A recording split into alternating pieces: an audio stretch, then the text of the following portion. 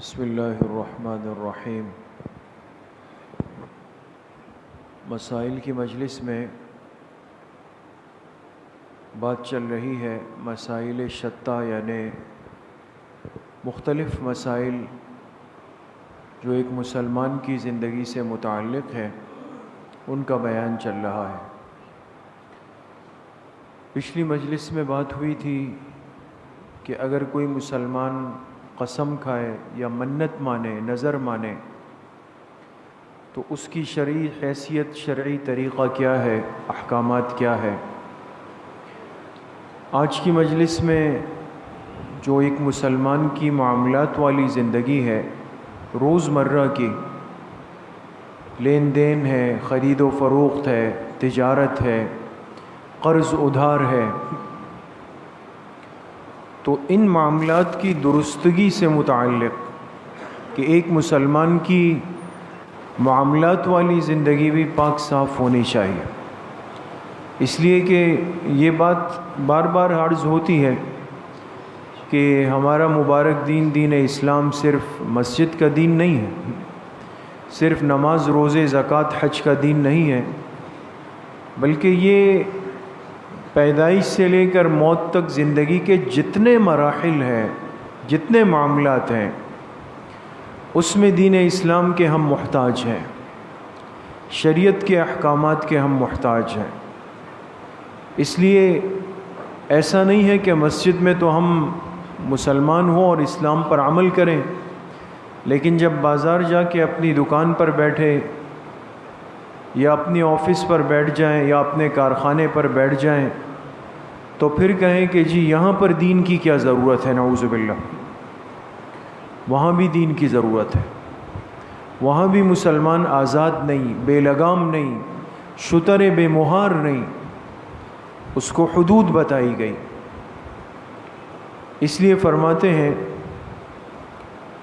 کہ ایک مسلمان اپنے معاملات میں، روپے پیسے میں ایسی حرص نہ کرے کہ حلال و حرام کی تمیز ہی ختم ہو جائے۔ یہ کہے کہ جی مجھے تو کمانا ہے، مجھے گھر چلانا ہے، بیوی بچوں کا پیٹ بھرنا ہے،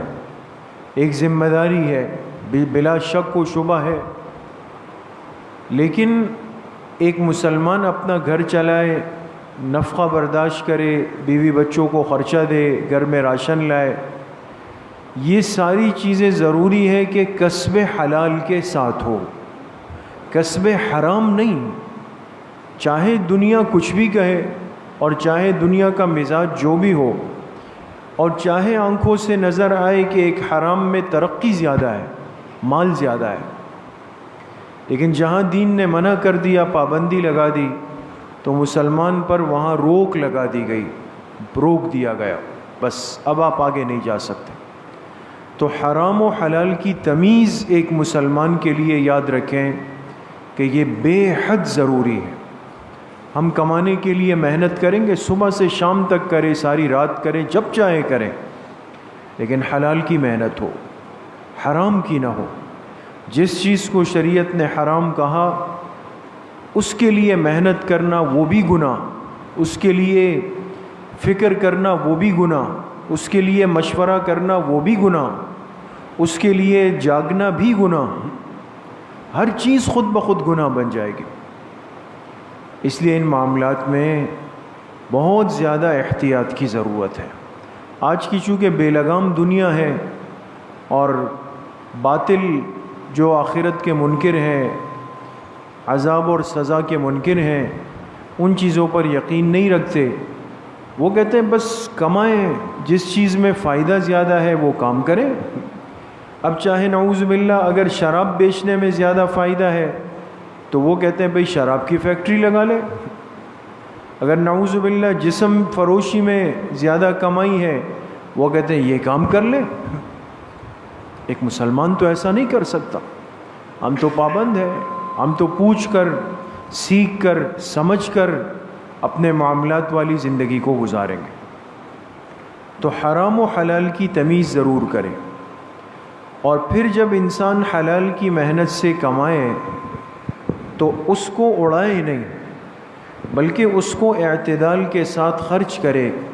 جہاں واقعی ضرورت ہو وہاں پہ اپنے مال کو خرچ کریں. دیکھ کتنا ایک ترتیب والا دین ہے. پہلے کا حلال کماؤ اور پھر حلال کے ساتھ اعتدال کی، میانہ روی کی، اس کی بھی ترغیب دی کہ بھئی تم اپنی ترتیب کے ساتھ چلتے رہو، کبھی پریشانی نہیں ہوگی. تو اگر ایک آدمی حلال کے 100 روپے کمائے لیکن اس 100 روپے کو ترتیب کے ساتھ خرچ کرے تو بالکل ترتیب کے ساتھ زندگی چلے گی. لیکن اگر میں کماتا 100 روپے ہوں، خرچ 300 روپے کرنا چاہتا ہوں تو وہ نہیں ہو سکتا، بوجھ اپنے اوپر بڑھاتا چلا جاؤں گا. دوسرا مسئلہ فرماتے ہیں کہ اگر کوئی مسلمان مصیبت زدہ ہو، بڑی اہم بات ہے، اگر کوئی مصیبت زدہ ہو اور وہ اپنی اس لاچاری اور تکلیف میں اپنی کوئی چیز بیچنا چاہتا ہو تو دوسرا مسلمان اس کو ضرورت مند سمجھ کر اس کی مجبوری سے فائدہ نہ اٹھائے، لہٰذا اس کی چیز کی قیمت نہ گرائے، بلکہ جو اس کے مناسب دام ہو، قیمت ہو، وہ اس سے خرید لے. یہ ہمارے معاشرے میں آج کی بڑی فنکاری اور سمجھداری سمجھی جاتی ہے. لوگ کہتے ہیں بھئی فلاں چونکہ اس کو مسئلہ ہے، اس کو تو آج کل ضرورت ہے نا، پھنسا ہوا ہے، اس کے پیر پھنسے ہوئے ہیں، لہٰذا اس کو تو پیمنٹ کرنی ہے، لہٰذا اونے پونے داموں اس کو پھنسایا کہ اس سے فلیٹ خرید لیا، اس کی گاڑی خرید لی، اس کی دکان خرید لی، دکان کا سامان لے لیا. اور مجھے پتہ ہے کہ یہ بیچارہ اس لیے بیچ رہا ہے، چیز 10 لاکھ کی ہے لیکن 8 لاکھ میں اس لیے دے رہا ہے کہ اس سے آگے پھنسا ہوا ہے،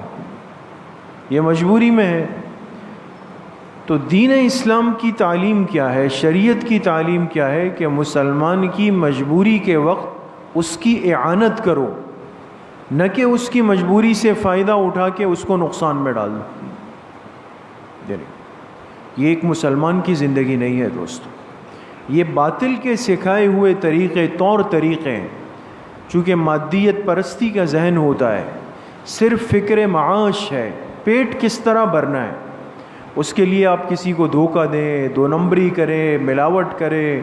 رشوت دیں، خیانت کریں، صحیح بول کر غلط دے دیں، جو بھی کر لیں،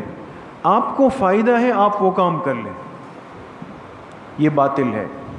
لیکن دین اسلام کہتا ہے نہیں،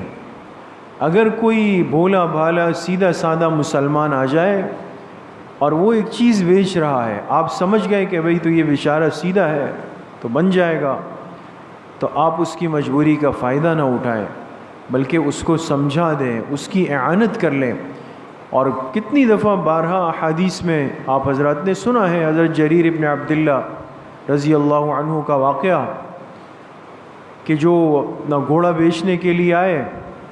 گھوڑا خریدنے کے لیے گئے تو بیچنے والے نے جو اس کی قیمت بتائی تو سمجھ گئے کہ بھئی کم بتا رہے ہیں، گھوڑا قیمتی ہے اور بیچنے والے کو اندازہ ہی نہیں کہ اتنا قیمتی ہے. خود 100 درہم اوپر بتائے تو خوش ہو گیا. اس نے کہا بھئی میں تو 300 میں دینا چاہتا ہوں، آپ 400 میں لے رہے ہیں تو لے لیں. پھر دیکھا 500، تو جو 300 میں بیچ رہا ہے 500 میں بطریقہ اولا بیچے گا. پھر اس کو دیکھا، پھر کہا نہیں 600 کا ہے. تو بیچنے والے نے کہا جو چیز میں 300 میں دے رہا تھا تو آپ 600 میں کیوں خریدنا چاہتے ہیں؟ آپ چاہتے تو 300 میں لے لیتے. اب اصل سننے کی بات یہ، تو حضرت جریر ابن عبداللہ رضی اللہ عنہ نے فرمایا میں ایسا اس لیے نہیں کر سکتا کہ جب میں اسلام لایا، اسلام قبول کر رہا تھا جناب رسول اللہ صلی اللہ علیہ وسلم کے دست اقدس پہ، تو بیعت اسلام کرتے ہوئے آپ نے مجھ سے کچھ شرائط منوائی. شرائط، اس میں سے ایک بنیادی شرط یہ تھی کہ جریر تم مجھ سے وعدہ کرو کہ ہر مسلمان کے ساتھ خیر خواہی کرو گے. میں حضور کے ہاتھ پہ شرط کر چکا ہوں، بیعت اس شرط کی کر چکا ہوں. آج اگر میں یہ چیز خرید لیتا اور تمہیں اندازہ بھی نہیں ہوتا تو میں اپنی اس بیعت کی خلاف ورزی کرتا. اس لیے میرے عزیز و دوستو بزرگوں، ان چیزوں کو آج اختیار کرنے کی سمجھنے کی، اپنی زندگی میں لانے کی ضرورت ہے۔ اب ہمارے معاشرے میں اگر کوئی اس کو کہے تو کہا جائے گا بھئی مینٹل کیس ہے، یہ ذرا ہلا ہوا ہے یہاں سے، ایک چیز سستی مل رہی تھی اور اس نے خود سے مہنگی خرید لی۔ مینٹل کیس نہیں ہے، یہ دین اسلام پر عمل کرنے والا ہے، ترتیب پہ چلنے والا ہے۔ اس لیے منع کیا کہ انسان کسی کی مجبوری سے، لاچاری سے، موقع سے فائدہ نہ اٹھائے۔ اسی طریقے سے فرماتے ہیں تیسرا مسئلہ کہ اگر کوئی تم سے قرضہ لے لے، تمہارا قرض دار بن جائے اور وہ غریب ہو اور قرضے کی ادائیگی کا وقت آ جائے، یہ بھی بڑا اہم مسئلہ ہے۔ قرضے کی ادائیگی کا وقت آ جائے اور وہ غریب ہو اور تمہیں اندازہ ہے کہ یہ اس وقت قرضہ نہیں دے سکتا اور تمہارے پاس اسباب ہے، ایسی کوئی پریشانی نہیں ہے، تو اس قرض دار کو پریشان مت کرو، بلکہ اس کو مہلت دے دو، مزید اس کو آگے مہلت دے دو۔ اور اگر آگے چل کر تمہیں اندازہ ہو کہ یہ شخص اپنی غربت کی وجہ سے میرا قرض نہیں لوٹا سکتا، تو تم اپنی سہولت سے کچھ یا سارا کا سارا قرضہ اس کو معاف کر دو۔ تو انسان اگر کسی کو قرض دے، اس کے بھی بہت بڑے فضائل ہیں، اور حدیث پاک میں آتا ہے کہ اگر کسی شخص نے قرضہ دیا اور قرض دار نے واپسی میں تاخیر کی اپنی مجبوری کی وجہ سے، وقت تو دے دیا کہ جی میں 1 جون کو دے دوں گا، لیکن 1 جون آیا پھر بھی اسباب نہیں ہیں، تو آ کے درخواست کی کہ بھئی 1 جولائی تک بڑھا دے، 30 دن اور مانگ لیے نا۔ تو حدیث پاک میں آتا ہے کہ اگر قرض دار تنگ دست ہو اور وہ اپنے قرض خواہ سے مہلت مانگ لے کہ بھئی مجھے مہلت دے دو، اور یہ اس کو مہلت دے دے، تو آپ علیہ الصلوۃ والسلام نے فرمایا قرض دینے والے کو روزانہ جس قدر اس نے قرض دیا ہے اس کے بقدر صدقے کا ثواب ملے گا، روزانہ صدقے کا ثواب۔ اگرچہ آگے چل کر دیکھیں اس کو اس کا قرض واپس ملے گا نا، دیر سے ملے گا لیکن ملے گا، لیکن اس نے جو اس کو مہلت دی نا، تو اللہ پاک کی مہربان ذات کو دیکھیں، اس کی اس مہلت کی اتنی قدردانی کی کہ ایک مسلمان بندے کو سہولت دی، آسانی دی، روز اس قرضے کے برابر کہ اس کو صدقے کا ثواب، جیسے اس نے اپنا یہ قرضہ صدقہ کر دیا ہو اتنا ثواب بھی اس کو ملتا ہے۔ تو اس میں بھی انسان کو حکمت کے ساتھ چلنا چاہیے۔ حق چھوڑنا ایسا نہیں ہے کہ انسان کہ جی میں اپنا حق چھوڑ دوں، حق ضرور لیں، لیکن حالات ہوتے ہیں، جیسے آج کل مثال کے طور پہ ہر طبقہ پریشان ہوتا ہے کاروباری طور پہ، اور خاص طور پہ کمزور طبقہ وہ زیادہ پریشان ہو جاتا ہے۔ تو اگر اللہ نے کسی کو وسعت دی ہو، سہولت دی ہو، مال سے نوازا ہو، تو وہ اپنے قرض خواہ کو مہلت دے، اس کی تاریخ بڑھائے، یہ ثواب کمانے کا، اللہ پاک سے لینے کا ایک سنہری موقع ہوتا ہے۔ بعض دفعہ شیطان انسان کو اس موقع پہ کہتا ہے نہیں بھائی دیر نہیں کرو، تم 1 مہینہ دو گے وہ 2 مہینہ اور کر لے گا۔ اب اگر یہ آدمی بھی پریشان ہے تو ٹھیک ہے، اس پہ دباؤ ڈال دے، لیکن اگر پریشان نہیں ہے تو پھر یہ اس کو پریشان نہ کرے، ورنہ یہ تو ایک نیکی کمانے کا، ثواب کمانے کا ایک ذریعہ یہ بھی ہے،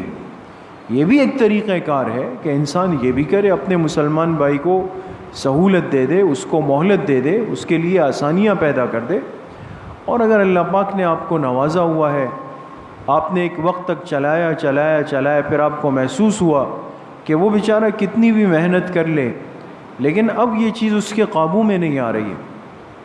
تو آپ اپنی حیثیت کے بقدر کیا کر دیں، اس کو آدھا قرض معاف کر دے، اور اب زیادہ دیا ہے تو پورا قرض ہی معاف کر دے۔ حدیث پاک میں واقعہ آتا ہے، 2 صحابہ تھے، ایک صحابی نے دوسرے کو قرض دیا، قرض دینے والے صحابی عبداللہ ابن ابی حدرد رضی اللہ عنہ، یہ مالدار صحابی تھے، یہ دوسرے صحابی کو دیا، وہ تنگ دست غریب تھے، وقت پورا ہو گیا، دونوں مسجد نبوی میں جمع ہوئے، وہاں ملاقات ہو گئی، اب انسان ہے انہوں نے مطالبہ کیا، انہوں نے مہلت مانگی، اس میں کچھ بحث ہو گئی، آواز اونچی ہو گئی، آواز اونچی ہو گئی، اتنی اونچی ہوئی کہ آپ علیہ السلام کو حجرہ مبارکہ میں آواز چلی گئی کہ باہر کوئی شور کر رہا ہے۔ آپ باہر تشریف لائے، آپ نے دیکھا عبداللہ ابن ابی حضرت اسلمی رضی اللہ عنہ یہ ہے، اور دوسرے صحابی جو ہے وہ آپس میں بحث کر رہے ہیں۔ آپ نے پوچھا بھائی کیا ہوا؟ فرمایا میں نے اس کو قرضہ دیا، اب آج اپنے حق کا مطالبہ کر رہا ہوں، یہ جو ہے نہیں دے رہا۔ آپ نے دوسرے صحابی سے پوچھا، انہوں نے عرض کی کہ بالکل اس کا حق ہے، لیکن میں اس وقت خود پریشان ہوں، میں ان سے مہلت کا مطالبہ کر رہا ہوں کہ مجھے کچھ اور مہلت دے دو۔ یہ ناراض ہو گئے، غصہ ہو گئے، آواز بلند ہو گئی۔ تو حدیث میں آتا ہے آپ علیہ السلام حجرہ مبارک کے دروازے پہ کھڑے تھے، آپ نے فرمایا عبداللہ، اور اس طرح اشارہ کیا۔ کوئی سمجھا اس کا مطلب؟ جی، آپ نے فرمایا آدھا کر دو، صرف اشارہ کیا، یعنی آدھا کر دو، اس کو آدھا معاف کر دو۔ انہوں نے صرف اشارہ دیکھا، فرمایا اللہ کے رسول میں نے آدھا کر دیا، آدھا معاف کر دیا۔ اسی موقع پہ آپ علیہ الصلاۃ والسلام نے یہ روایت ارشاد فرمائی کہ جس مسلمان نے حق پر ہوتے ہوئے اپنا حق کسی کو معاف کر دیا تو میں اس کے لیے جنت کے بیچ میں محل کی ضمانت لیتا ہوں، جنت کے بیچ میں محل کی ضمانت۔ ہمارے پاس تو زندگی میں دنیا میں بہت سارے موقع آتے ہیں، ہم بہت کچھ کر سکتے ہیں، اس لیے کبھی بھی یہ جو ہمارا ایک مزاج آج بنا ہوا ہے نا کہ غریب بھی رو رہا ہے اور مالدار بھی اس کے ساتھ رو رہا ہے، ایک وہ سا بن گیا نا، ایک ماحول سا بنا دیا۔ جو بیچارہ 100 روپے کما رہا ہے وہ بھی پریشان، جو لاکھ روپے کما رہا ہے وہ بھی کہتا ہے حالات صحیح نہیں، پوری دنیا کے حالات ڈاؤن ہیں۔ یہ ناقدری نہیں کرنے چاہیے دوستو، کبھی بھی نہیں کرنی چاہیے۔ حالات تو 1 سال سے خراب ہوئے نا، 50 سال کمایا بھی تو ہے ہم نے، 1 سال سے مارکیٹوں کے اوقات آگے پیچھے ہو رہے ہیں، 50 سال تو ہم نے خوب اللہ پاک نے دیا بھی ہے، نوازا بھی ہے۔ اب یہ موقع ہے، مسلمان کی زندگی کا تو ہر لمحہ ایک موقع ہوتا ہے، اللہ اس کو دیکھنا چاہتے ہیں۔ اس نے اتنا عرصہ میرے دیے ہوئے رزق کو جمع کیا ہے، میں نے اس کو دیا ہے، اب دیکھیں اس کے پاس کتنا جگرا ہے کہ یہ اپنے اس مال میں سے اٹھا کر اپنے غریب تنگ دست مسلمان بھائی کی کتنی مدد کرتا ہے، اس کو قرضے کے اندر کتنی مہلت یہ دیتا ہے، یہ بھی اللہ پاک دینا چاہتا ہے۔ اس لیے یہ چیزیں بھی آج سمجھنے کی ضرورت ہے، عمل کی ضرورت ہے۔ پھر انسان اگر عمل کر لے تو پھر عمل کر لیا، آپ کا اللہ کے ساتھ ہو گیا معاملہ، پھر کسی کو بتائیں نہیں کہ جی میں نے ایسا کیا ہے اور میں نے اتنا کیا ہے، میں نے اتنا کیا ہے، یعنی کہ یہ خراب کرنے والی بات ہو جاتی ہے۔ تو اس چیز میں بہت زیادہ احتیاط کی ضرورت ہے۔ چوتھی بات فرماتے ہیں کہ اگر تمہارے ذمے کسی کا قرض ہو اور تمہارے پاس اسباب موجود ہیں، دے سکتے ہو واپس۔ یہ دیکھیں دوسری صورت ہے، آپ نے کسی سے قرض لیا اور کہا جی 1 جون کو آ جائیں، 1 جون کو آپ کے پاس ادائیگی کی پوری ترتیب موجود ہے، لیکن بعض دفعہ کیا ہوتا ہے ایک مزاج بن جاتا ہے نا، ابھی ترتیب نہیں ہے، ذرا ایک 15-20 دن مزید ویٹ کریں، حالانکہ پڑے ہوئے ہیں، لیکن بس ایک مزاج ہے کہ بس یہ وقت پر دینے کی جو عادت ہے یہ نہیں بنانی ہے، تو اس کو سخت منع کیا گیا، اس پہ بھی وعید آئی۔ حدیث پاک میں فرمایا مقل الغنی ظلم، ایک آدمی مالدار یعنی اس کے پاس قرض لوٹانے کے اسباب ہیں پھر بھی ٹال مٹول کرے گا تو یہ ظلم کا مرتکب ہے، یہ ظلم کر رہا ہے۔ تو قرض تو ایک بوجھ ہے، جیسے ہی آپ کے پاس اسباب آئے پہلے اس کو چکانے کی اور اس کو ادا کرنے کی ایک مسلمان فکر کرے،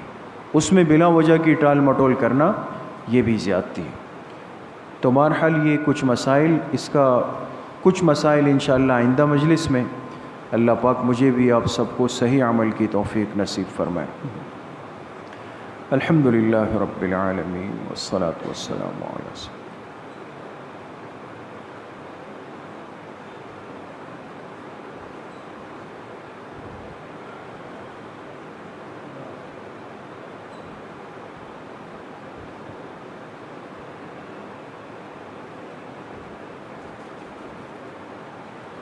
وصلی اللہ وسلم علی نبینا محمد وآلہ واصحابہ اجمعین برحمتک.